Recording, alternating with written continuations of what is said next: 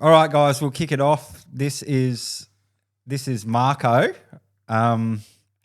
Everyone, this is my future cousin. Yeah. So in the simplest explanation. yeah, that's right. And I've only met Marko a handful of times, but we've spoken on the phone a couple of times through both of our partners, really. Like, Yeah. Usually through the partners, yeah.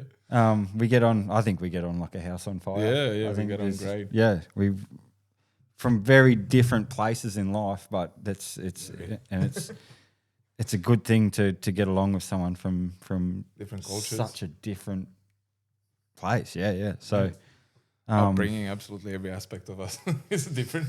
yeah. So there's one thing I think I remembered that I want to kick off the podcast with. Oh, all right. And that's a friggin' big Zdravo? Zdravo, Marko? Is that it? Close? Yeah, Not zdravo, even close at zdravo. all. It's close. It's zdravo. You said the right word. Zdravo. Yeah. Zdravo. Means hello. Yeah. Cool. All right, everyone. This is Marko. Marko is Serbian. Yeah.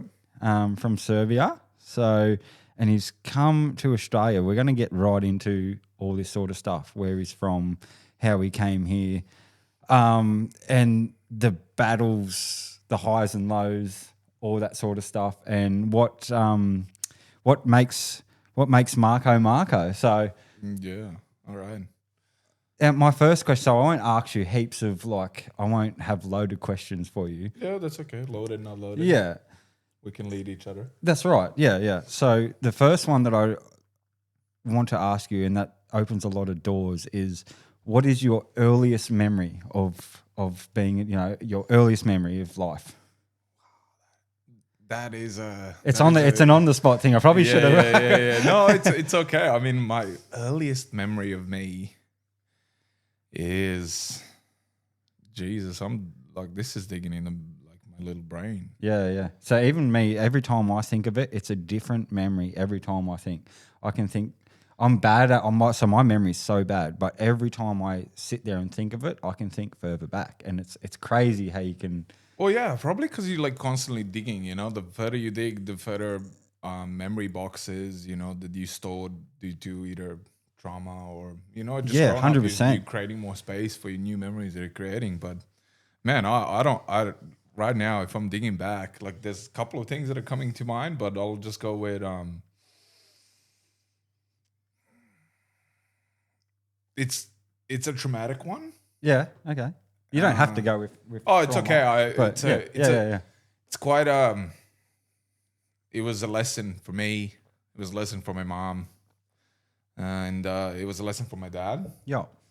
In what way? I mean, for me, it was bad. So when I was a kid, I was 9 years old, and my parents were working around the house, and I just decided to go to my friends to play basketball. I loved basketball growing up quite a lot. I still do, but there was other loves that came into it. We'll probably get into it. Yeah. And yeah, it's it was. I left early in the morning. Yeah. And I didn't tell them anything. I just left. They were busy with working around the house. Is that a thing that was common for you? Because that was common for our in Australia. But we could do not that over there. Yeah. Okay. Not in Serbia. At least they needed to know where I am. Yeah. And right. it was the time passed. During the day, and due to them being busy around the house, they didn't notice I wasn't home. So around, I don't even remember what time, they just started searching for me. Someone had to, notice. Well, that mom you and were dad missing. started, they're like, "Where's Marko?" And they started searching for me, going back and forth. They started searching bloody Kikinda, my hometown, and they just couldn't find me. Yeah. Ends up, I was around the corner. I was literally five houses from my house. Just chilling? I Or what? was just with friends playing basketball. Yeah, right. Literally all day. Yeah. So I came home, and my dad was fuming. It's just the older I get, I understand why he was fuming. Why? Yeah. I just don't condone the way he decided to teach me a lesson. Yeah, So, not saying I'm not against it, but again, we'll get to it. So he brought me home. They found me and he put me down on the bed and he said, "What happened?" And I was a kid, you know. I just said, "Well, I just wanted to play with friends." Yeah. It's like, "Yeah, I understand that. Why didn't you tell anyone that you left?" Yeah. I don't know. Yeah. I was, And he's such an old school, you know. He's an old school generation, especially in Serbia. That's quite prominent. And yeah.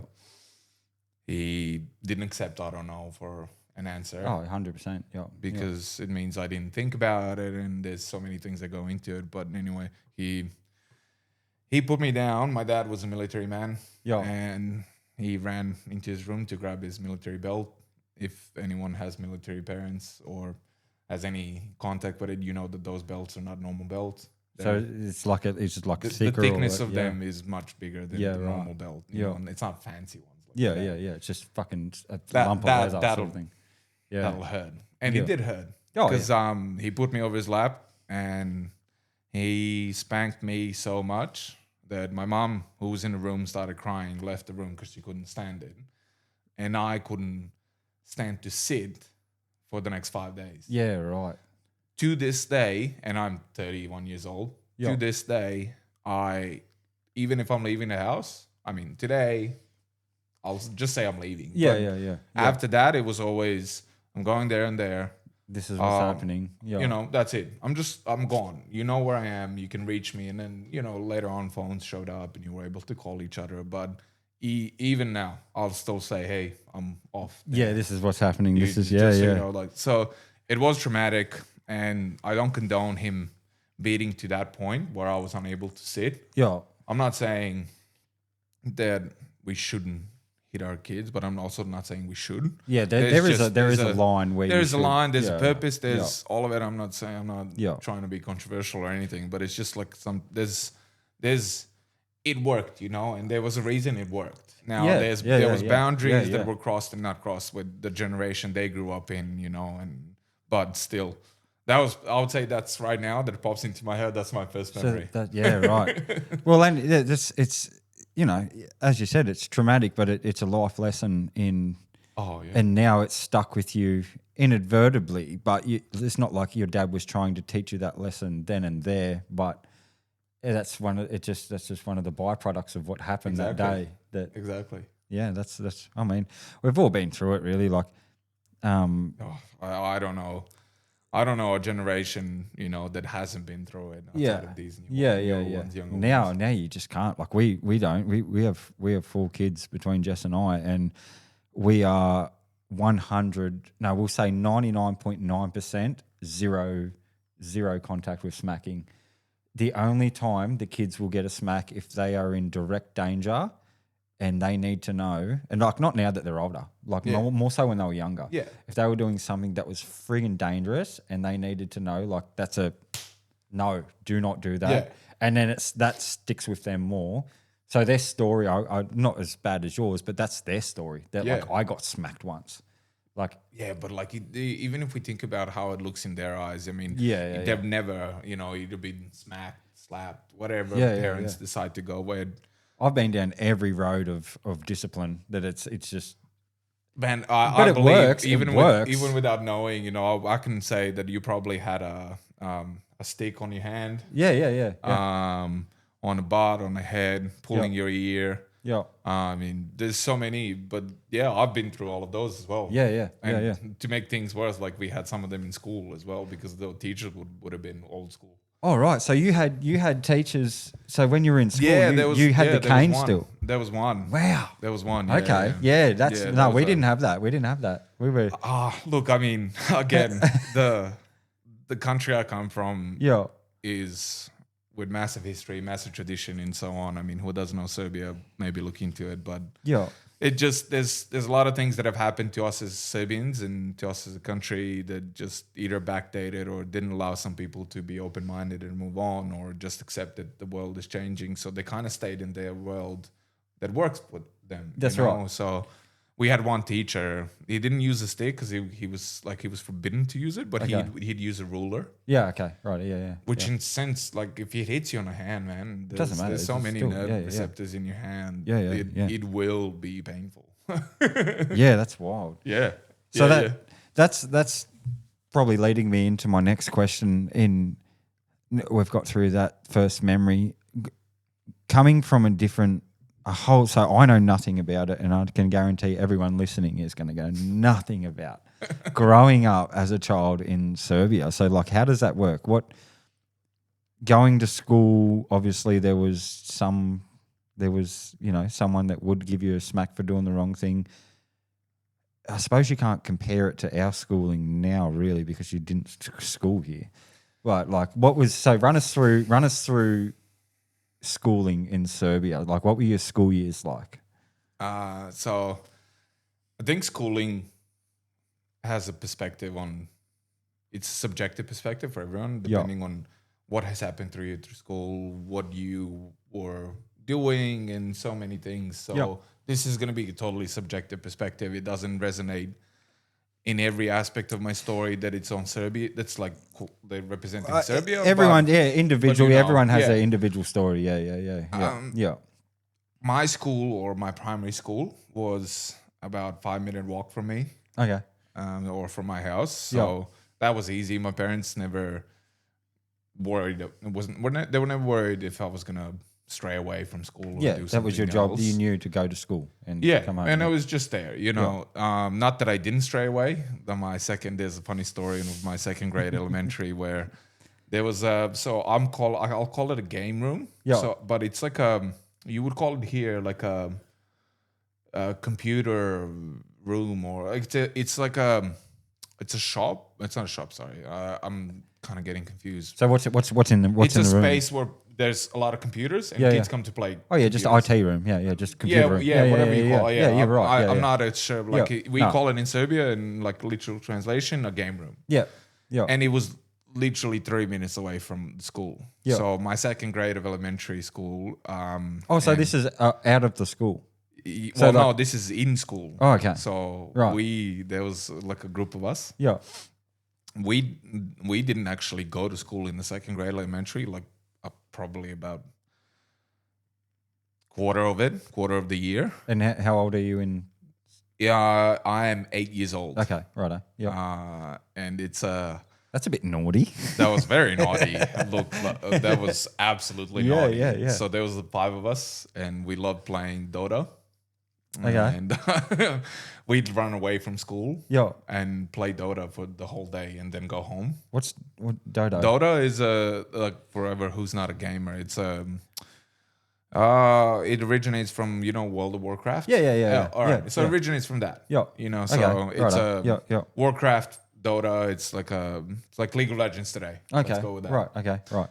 And but yeah, that was one of that was my naughtiest I've ever been. I went through my primary school as being bullied for my size, so I wasn't as popular. I wasn't as accepted, and so on and so forth. I went through my own set of traumas with it, and so on and so forth. But my childhood, which I'm gonna be probably internally grateful, is that I grew up in a period where there was no computers, there was no not vastly available. I wasn't locked in. I Yeah. wasn't locked in by my friends constantly calling me to play games. We were constantly playing outside. For example, my house was like a meeting point for all of the friends around the neighborhood. Yeah, so absolutely. we would have every time after school, like 2 o'clock rings. Yeah. There's a last ring that's going. time to go. That's the end of the day.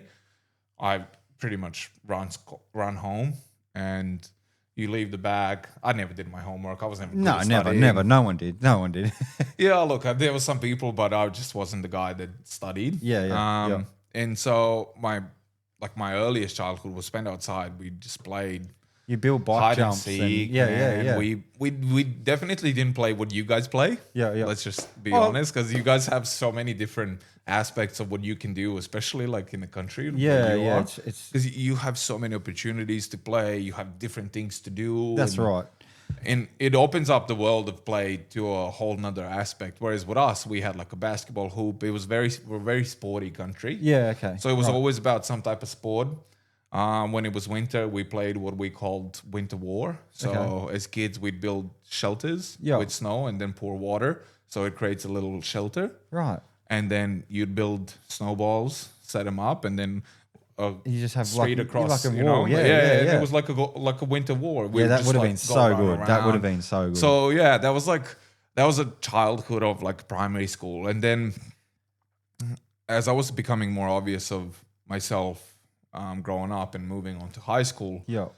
and the sport that I was in, water polo, developed me to the point where I was kind of handsome. Yeah. You know, Okay. Right. it So it when you- elevated my own self, confidence. Before we get too far, when did you go from without being mean? When did you go from Fat to hot. being fat to fat to hot? Yeah.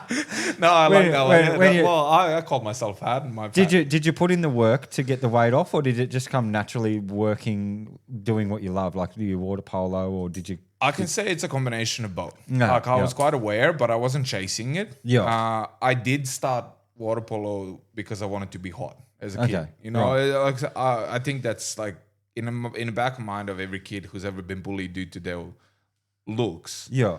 It sits like your primary goal when you're young and you're bullied because of your looks. Yeah. It's to be hot, Yeah, and it's just so you can go back. You know. yeah. But yeah, it was it just showed up when I was 15 in my training with water polo ramped up, and I joined I joined my first team of the club I played for when I was 14, Right. which is luck and hard work and the combination of both. So it developed me heavily into who I am today. Yeah. Just because it was 2 training sessions a day, 10 times a week. Yeah. Plus, when the game was on, I was either playing or helping. So there was a lot of things that were constantly keeping me busy on the move. And that developed me. And then mentally, my confidence came through me going to a majority female school. Yeah. Okay. So Right. that even further built my yeah, yeah. confidence. Yeah. And it just, high school was crucial for, Yeah. shaping my... So now you're hot as shit in like a predominantly female I school. wouldn't call myself hot as shit, but I have confidence to say, and it's a good confidence because it sits on a big base for me, and like people can say a lot of things now to me, and I know who I am, and you can't. And that hurt helps me. to come through life to have that mentality then and there at that age. Yeah. is a massive thing to get through life, and to be like, I've come from where I've come from, and then I'm now here because of what I've done, and I'm I'm just kicking goals. Whatever you say to me is nothing I haven't already called myself in the mirror, mate. Like, I mean, self-talk, which a lot of kids are not self-aware to know that self-talk exists. Is so crucial. But the moment I became aware that I talk to myself quite rudely and quite negatively, it was like a wake-up call of, 100%. man, you can't be so bad toward yourself. And that's when like my confidence went, man, you are now hot. You are now confident. You are now, And it wasn't just that. I'm not saying that my whole personality is based on me being physically good looking or whatever. I'm just saying, like, as a kid, as I said, primary goal is to be good looking. I want to be accepted by people based on my looks. Your goals, and then, and then you grow up, as we all know, and you grow up and you realize, oh man, good that's looks such is a literally minute nothing. thing. It's such a minute thing Nothing. to want. Your mental capacity, emotional capacity, intelligence in both aspects, openness to new perspectives. The things you worry about as a teenager, as to an adult, it's mind blowing. The shit you worry about when you're young to what you worry about now, it's like it's not even on the radar, man. Like you cried in your room because like someone didn't want to go to the park with you. Like someone didn't want to hang out, or I have a story with that. Yeah, okay, let's story go. With Run that, it. man. I was second grade elementary. Yeah. And due to me being not so popular, I wasn't invited to this birthday where the whole grade was invited. The whole grade, man. And in Serbia, in primary schools and in high schools, the group of students you go with on the first year of primary school is the group of people you go through the next 8. So you stay with that. You stay. So there was 30 of us, and we were the same 30 for 8 years. Right. And then in high school, it was the same 35 for 4 years. Okay. So Yeah. and you create friendships, you create Oh, best yeah, friends, yeah, you yeah. create, and that changes and that flows, and everyone knows that. But As everyone gets older, there's different groups, there's bonds, yeah, there's cliques, and but yeah, what yeah. I did is such a cringe move. Like today, I would have never allowed my child to do that, but my parents did allow me. Yeah. So I asked my mom and dad to take me to that girl's house for the birthday party because I knew that my whole grade was there. Yeah, yeah, yeah. I'm the only one that's not invited. I felt left out. So I showed up on the door with a present Yeah. as an 8-year-old saying happy birthday, not invited. Yeah, yeah, yeah. And did you get let in? Yeah, I was let in, Oh, but thank- like everyone was looking at me like, "What are you doing Oh, here? yeah. Like, what's wrong with you? We No one told invited you. you." No one fucking said you could come. So that sits with me as the cringiest thing I've ever done. I hate that feeling too. But- I get that at the pub sometimes. Like even when like you show up and you're like two of your mates are there and then like they're from because I got a lot of mates from different friend groups. Yeah. And like I'll rock up and like with one set of mates and then I'll go over and like start talking to another set of mates and they like don't really get along with the not get along but like have nothing in common, so they nothing my other friends. And I'll sit down and be like, "Hey boys, how you going?" And they'll just be like, "Yeah man, what do you need, bud?" It's not that bad, but that's the feeling you get. I can't 100% agree. Like, Yeah. and understand combining two friend groups becomes such a logistical nightmare sometimes because it's wild. you also have so many, like as a human, you also have so many layers that not every friend can provide you with everything. I mean, the one that does is correct. probably your best friend for life. That's right.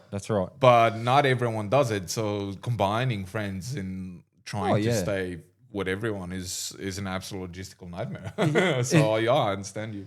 I don't know how many friends I've got that don't get along with other friends, and at the end of the day, I've nearly weaned out those people that don't get along with other people. I don't have time for. So if they're like, oh, I don't talk to him because he dates her and I'm friends with her, fucking like, no man, stop it. It really does not fucking impact you in any way whatsoever. I just don't need it, and I don't need that person in my life. And another person, not a person, but another people that I have cut off is someone that's always talking. Someone that's always in your ear. Hey, did you know this? Hey, well, fuck this person. Oh, no. And I've cut a lot of people off lately that are just that person. And you're just like, nah, man, because what are you saying about me? Yeah, Like, so what are you so saying, they would be man? the people that would like talk shit about other people to you, and who knows if they'll talk shit about you to other people. It's so scary how many people will run people down and be happy about it, and then like happy to sit next to me knowing who I am, and I'm like, man, like I'll sit there and smile and take it. And I'm just like, I am never telling you a fucking thing ever again. Yeah, Ever again. I can understand you. It's the toxicity of people is, at least for me, it's unbearable. I mean, I know there's a lot of people that can relate to it, but I don't know. I think I picked up nice things from the old school and the openness from the generation I grew up with, which is millennials. So I think I think you kind of can relate to it, and you do the same thing where the toxicity. And for me, it's like it doesn't even matter if it's family. Like I've cut off my uncle, I've cut off my grandma because of how they treat my mom and my dad. Yeah. I don't talk to them. My parents do. I don't because I don't respect them. I don't respect how you talk. I don't respect how you communicate.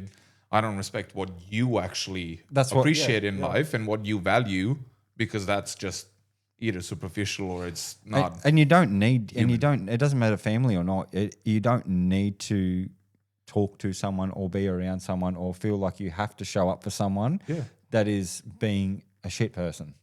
Yeah. Family or not, it doesn't matter. You deem it shit or you don't deem it shit, but if they disrespected you in a way that is your boundary, or you set it as a boundary and they're aware of it, I mean, it's a clear cut thing of like, enough. I don't want you anymore. I generally don't see the need of you being my friend. Yeah, 100%. All right, we digressed a little, but yeah. That's fine. That's the charm of it, isn't it? We can do whatever we want. This is The Thommo podcast, man. This is my fucking I channel. can ask you a question. What's your earliest memory? Now that you've said you've dug out so many, I want to hear what's the new thing you'll dig out again. Yeah, right. So, the next one. So where did we get to? We got to the winter battles. Yeah, We got to the heaps of fun. yeah that. So when you left school, what was on the cards for you? Did you leave with, did you graduate? Did you what happened there? Did you leave early? What happened? So in Serbia, there's no such thing as like leaving early. Okay. So if you start, I mean, you can leave early, but there's nothing after that. Okay. It's not like in Australia where you can go to trade. We don't have trade as something you can study and then be a tradesman at 17. So I did finish high school.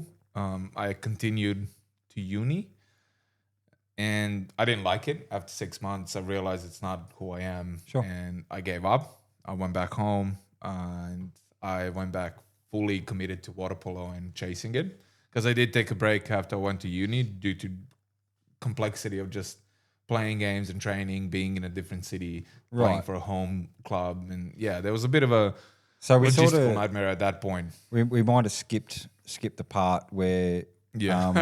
where water polo became an integral part of your life. Yeah, well, sport as a sport was integral consistently through my life. Yeah. I've been a swimmer since I was 3 years old. Wow. Yeah. That's then crazy. Yeah, I right. was a basketball player. Yeah. They overlapped. I played so many sports. There was football, as in soccer in Yeah. Australia. There was American football as a great Oh, honor okay. here. Righto, yeah. Yep. I played tennis because I was intrigued and I wanted to learn and know how to play it.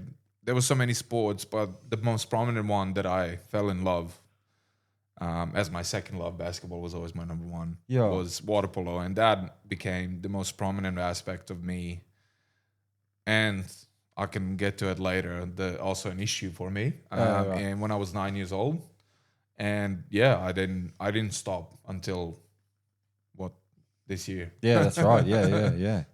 So yeah, I mean, if I'm continuing on to uni, that's how it went. Like water polo was consistently who I was and who I identified with, and just followed that success comes through it. Yeah. Which is a lot of athletes in Serbia are taught that there's not a lot of social sport. You're either fully committed, It's fully competitive, like it's or in. you're just doing it for the sake of doing it, but it doesn't actually work like that in Serbia. I don't know if it changed now. I haven't been home for a while. Yeah. However, in my age, it was, you're hard working and you're fully committed, Yeah. or you can just be someone who's not an athlete. Yeah. Yeah. So my head, it was, yes, I want to be a super athlete. I want to play water polo at the highest level. I want to succeed. I want to have money doing what I love to do, which did pay off in some extent. I wasn't the best water polo player in the world. I was close to getting to the national team. Yeah. However, due to circumstances that happened, I didn't succeed.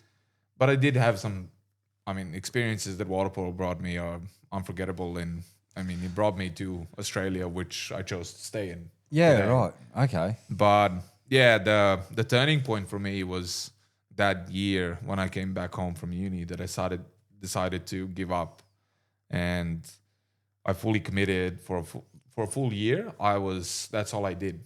Yeah. Okay. It was 2 trainings a day. It was a game on Saturday, and it was hard work. I fully gave everything. It was supplements. It Wow, was quality food. It was. You were just living and breathing. I was what living you and had to breathing do and to be- studying at the Yeah. same time, Yeah. uni, Yeah. but it wasn't a full commitment to uni as much as it was to water polo, because I wanted to take water polo as far as I can. That was your main concern. Yeah, I wanted to get out of my Yeah. hometown, the club that wasn't sitting at the top league. And yeah, slowly it got me, like after that year, I got a call from a club that's in the city, the second biggest city in Serbia. Yeah. It has a club called Vojvodina, and I got got an invitation, so that's where I moved. That's where I lived for the next 3 years and played for the club. They played Europe, they played regional league, and they played the Serbian league. So the experience of the competition was high level. What age are we at now? When We're at 19. okay. So Okay. at 19, sorry, at 20. So Yeah. 19 was me transitioning back home and playing, and then at 20 I'm moving to Right. Novi Sad, which is the city where I've been. Through the course of 3 years, which was turbulent and happy and sad and everything in between, I get at the end of all of that, experience, I get a call from a club in Australia. Okay. And that's how I got to Wow. Australia. So they had like a scout or something, or they'd referred you, and I mean, for people who don't know water polo, it's not a big sport. It Yeah. requires a lot of communication. It's a word to mouth sport. So people will talk, for example, hey, mate, I heard Corey is a good whatever position. Yeah. Can you recommend, him to me, or can you give me some information? How's he? What are his averages? And what's how's happening? He, Yeah. how's he faring in the club he's in? I've heard good words about him. And then, whoever they called, usually a coach, Yeah. then it's on the coach to recommend you, to give you a good review, or your friend, and so on and so forth. So it works mostly like that. It's not like basketball or football. Yeah. So was Australia just off the cuff thing? Like, could you have gone anywhere in the world? It didn't matter. Like, someone could have rang from anywhere. If I'm being totally honest, to this day, I regret not going out somewhere else first Yeah. and chasing the life that I wanted to do. Right. But it's not a regret that it's like, oh, I'm giving up on everything I've done Yeah, so far. yeah, It's absolutely, yeah. it's just always there's an inkling, Always like a that little thing in the spark back of your me mind. that What else? I've lived the life of a professional athlete. I was paid food, flat, and I had money. Yeah. I was set up and I was good. And I mean, in that sense, I was happy. But I think majority of the things in my life came from a spur of the moment. I'm quite, like, my character is very, Just like not sort of impulsive, but like that sounds good. to an extent, let's it's go. impulsive. Yeah. I was gonna say instant, but I was Yeah, going yeah, for yeah, impulsive. I'll yeah. make a decision without thinking through it. Right. And Yeah, that's definitely impulsive. it was and it has its good sides and the bad sides. Yeah. And the thinking through definitely is something I've learned being in Australia. But looking back on my decisions in life, I've never actually sat down and, oh my God, I want to actually come here. But I think that decision to moving to Australia came from me being unhappy and me being mentally drained and wanting to escape the Searching reality for something. that I live in. Yeah. The new. You find And, something new. and What can happen? Like, The funny thing is, I've never flown Oh, before coming to Australia. I've never sat on a plane. I've never been to the airport. so much to bite off in one go. Leaving I've your never fucking left home. Serbia for longer than a month. Wow. I've never been anywhere else. Wow. So for me, it was the first flight. It was the first moving from my country. It was the first. It was a lot of firsts. Like you have what 20 kilos. You can take 20 kilos with you. To I start was sitting a here new like life. I could take 30 kilos, and that was about the extent of it. And I'm moving 18,000 kilometers away. You know no one. You're going to be on a plane for what 14 hours, something like that. 12 hours. I was on a plane. That first flight altogether was 32 hours. Wow. I'm going to a country where English is the main language. Yeah. So And you were how good with English at that point when you left? I was good. Okay. I was able to have a conversation. I was able to understand. Yeah. Honestly, You could get I was- by, definitely. I was definitely good. Yeah. Okay. But throughout Australia, which we'll probably get to, and I just got way better. Yeah. To speak in lake terms, No, I so was way better. you've like now you're good with articulating the way you speak and hitting points with like a joke and whatever. Like how Yeah. to, Well, that's also another thing. I mean, people.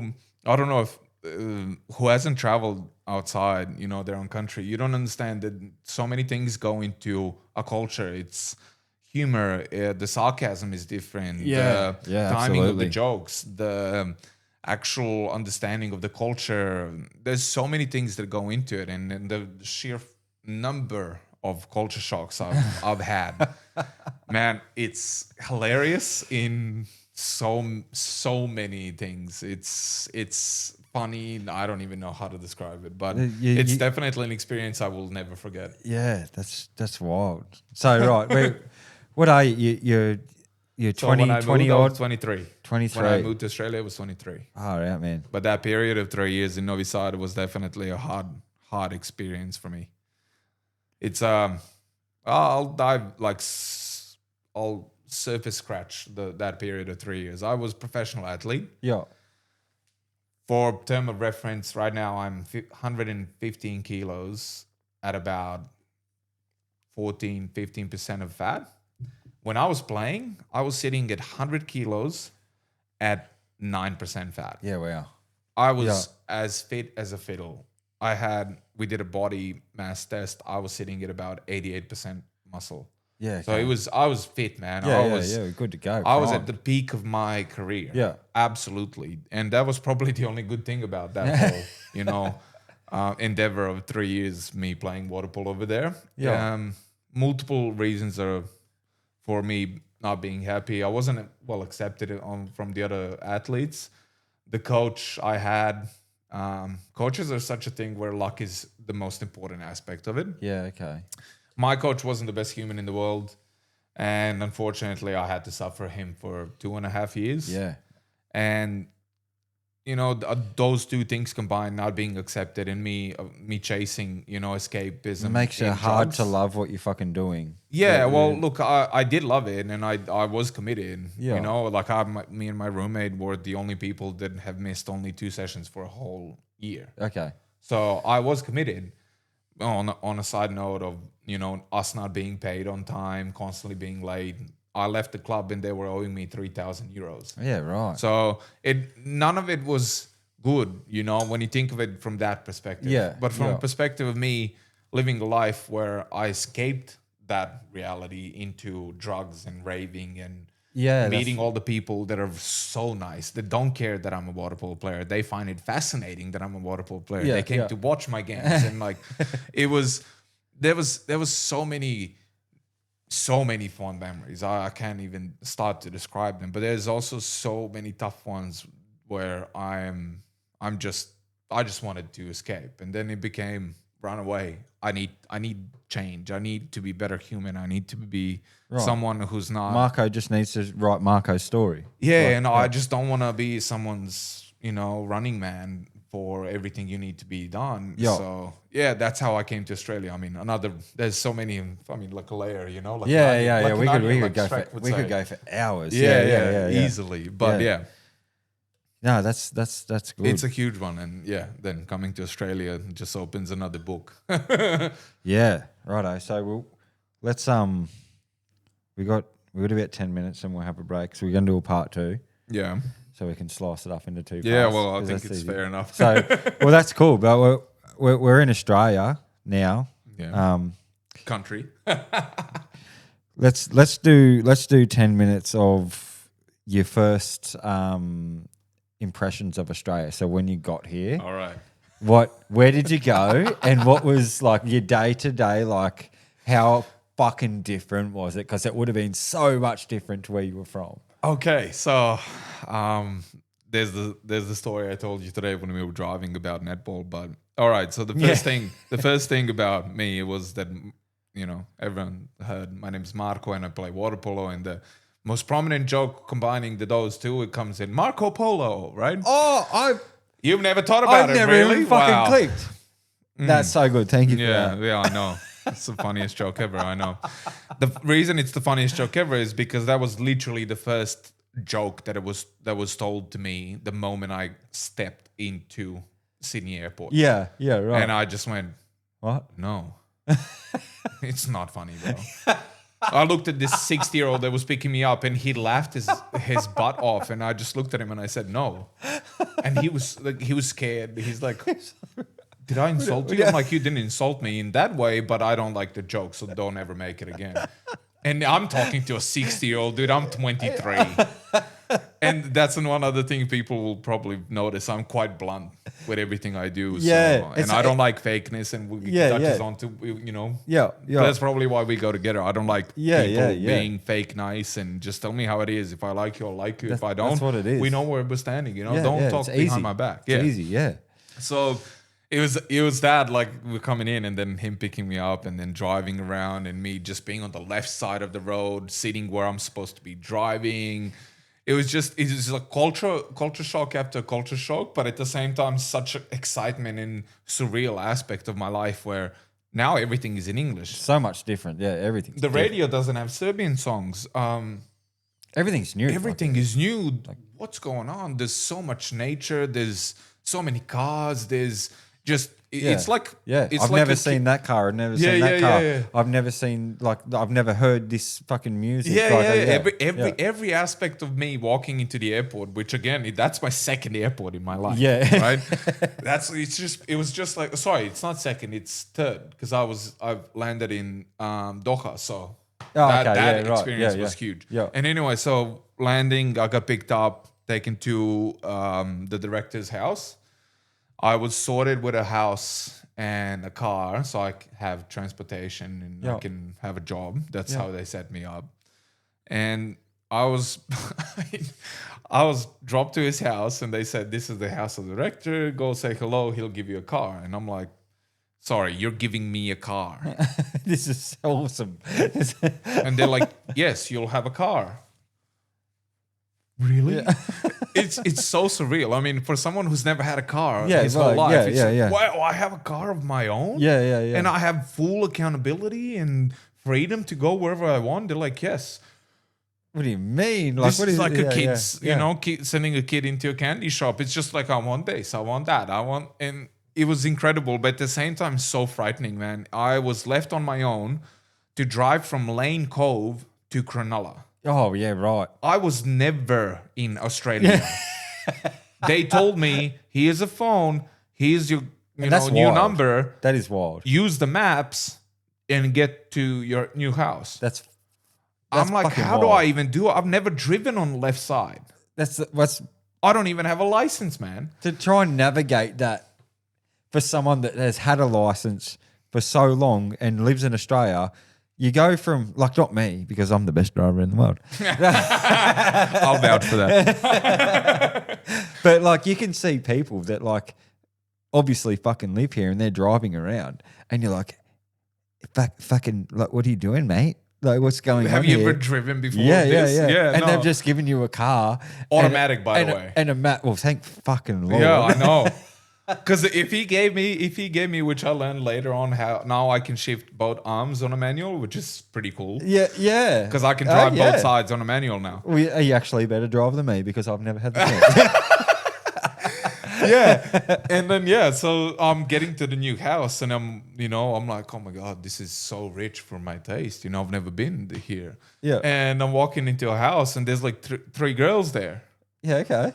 And I was like, I'm sorry, did I come to the wrong house? They're like, no, are you Marko? And I'm like, yes. You live with us. Oh, thank the fucking Lord. And I was like, wow, I'm living with three girls, man.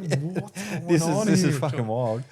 Dude, it was such a surreal experience for like a whole month and a half. It was constant culture shock after culture shock after culture shock. It was me trying to assimilate to It would have been so overwhelming in every aspect of what you were doing. Honestly, it wasn't so overwhelming because I think I went into it fully open-minded. I went into it not having any expectation. Yeah, I wasn't I didn't know a thing about Australia. I didn't research Sydney. I didn't research Australia.